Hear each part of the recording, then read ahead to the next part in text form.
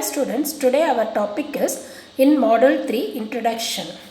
The Model 3 title is Bus, Cache and Shared Memory. In this Model 3, we are going to see about the bus systems and its type and its timing protocols. Then about the cache memory organization.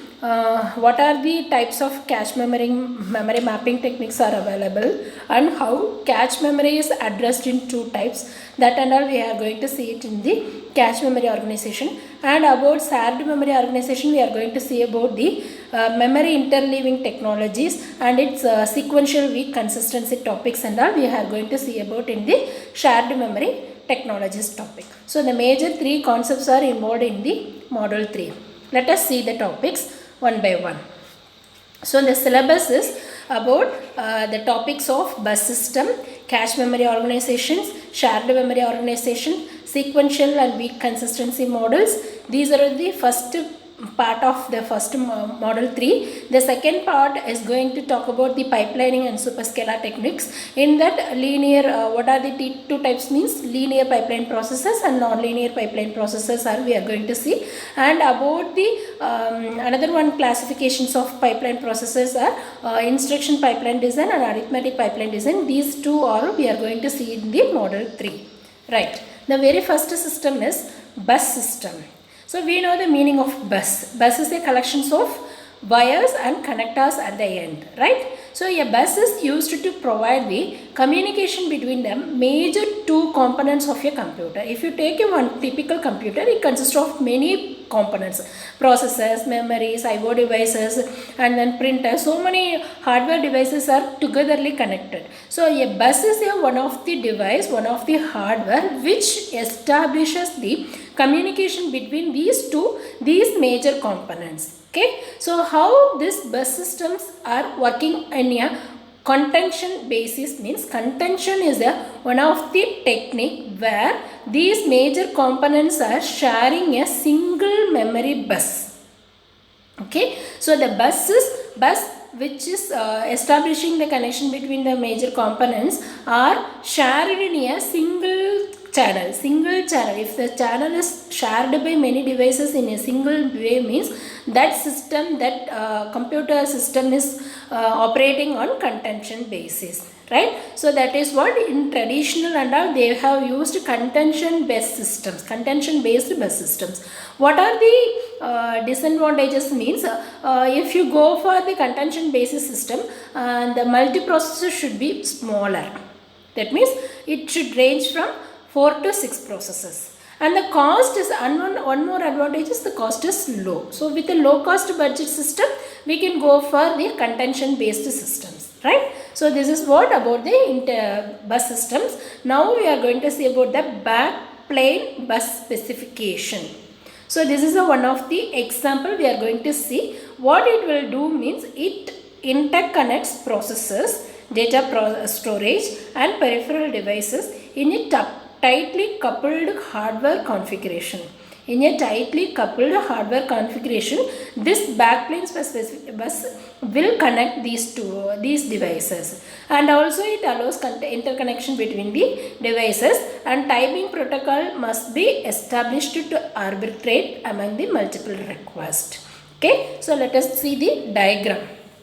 What is the diagram means? This is the diagram which shows the backplane bus specification. Here the entire system bus is divided into 4 parts. What are those means? Data transfer bus, another one is DTB arbitration bus, third one is interrupt and synchronization bus, and fourth one is utility bus.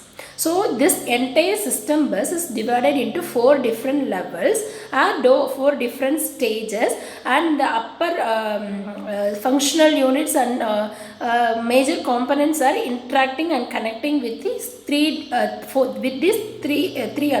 4 different levels of system buses. Right? So the first unit may be the CPU unit, and second unit may be the memory board unit, and third one will be the bus controller unit. Likewise, this in this backplane specification, the entire system bus is divided into 4 different levels. What are those means? First one is DTB, data transfer bus. So what it will do means it transfers the data, address and control signals. Okay, so first answer is it transfers what and all will be transferred here, data, second one is address, and third one is control signals, right? Here the address lines are used to broadcast the data and address. Okay, so this is the major data transfers done in a data transfer bus, DTB bus. And then data lines are proportional to the memory words. So when you take the data lines, it is proportional to the memory words, and it has the, it may be it may have 32 address lines and 32 address lines. Example is given, VME architecture. Okay, then bus arbitration and control. What is meant by arbitration? It is a new term, I think so. So what is meant by arbitration means it is a process of assigning control to the DTB to a requester. Okay, so it is a process of assigning a control of the DTP to a requester. So whenever the connection is going to establish, there are 2 points to be noted down. One is master end, another one is slave end. Master end is nothing but the request made by the device is called as master end. So a master only will initiate the communication. Master only will send a request signal to the slave. What is the part of slave means? Slave will accept the request sent from master. So this is what the two ends happening in the communication between two devices, right? So when you see the functional models, there are some collections of functional models available. So what are those means? The first one is arbiter. Arbiter is one of the functional model that accepts the bus request from the requester model and grants the control to the DTP to a one request at a time. So the request will be performed at a given one time, at one time only. So at a one time this request will be made. And bus timer. Bus timer, what is the use of bus timer means? It measures the time for the data transfer. And third one is interrupt model. Whenever the interrupt occurs, this interrupt model will be enabled and it will generate the interrupt signal, interrupt handler signal to the requester part. And then fourth one is location monitor. Location monitor monitors the data transfer over the DTP. Over the total data transfer bus, the location monitor monitors the data transfer. And power monitor. Power monitor watches the status of the power source and signals when power becomes unstable. Okay. Then system clock driver. It provides the clock timing signal.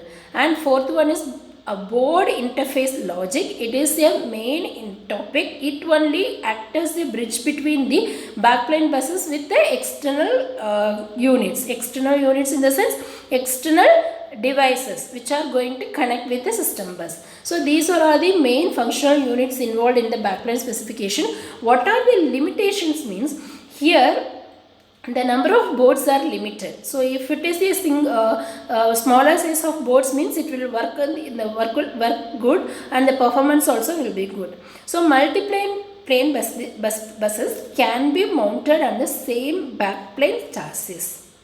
Then system bus is difficult to scale, limited by the contention and packaging constraints. Here what is the third disadvantage mean? It is difficult to scale. Scalability is lower here and it is limited by the, why it is scalability is low means because it is having a contention and packaging constraint. Contention in the sense all the devices will share a single channel communication bus. Okay, so that is what, in order to increase the one more device, in order to add one more device, it is very hard and tough. Okay, fine.